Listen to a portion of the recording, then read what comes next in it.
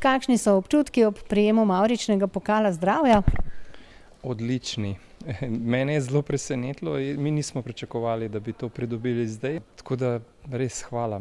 Kaj ste počeli v okviru te promocije do zdaj in kaj načrtujete? Glede aktivnosti, ki smo jih prej izvajali v podjetju, so nekako bile spodbujane tudi z moje strani, ker se sam ukvarjam s športom in vem, kaj pomeni recimo sedenje, posebej v našem poslu, ker prevajalec zna sedeti tudi po 12, 13, 14 ur na dan.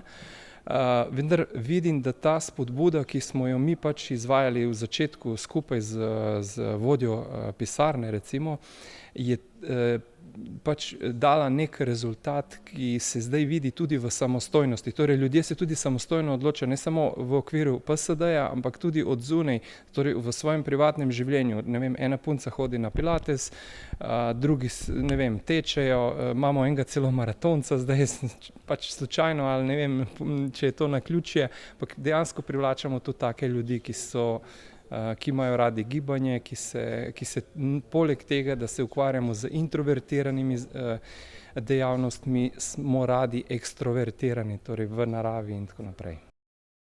Kaj so pa nadaljnji načrti, ki jih povezujete s selitvijo v nove prostore?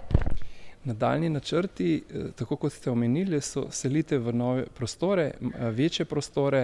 V tistih prostorih smo že, se pravi, načrtovali in se izvajajo zadeve, torej mislim, da bomo v roku enega meseca dobili fitnes prostor, dobili bomo masažni salon in savno, zraven bomo imeli tudi bazen.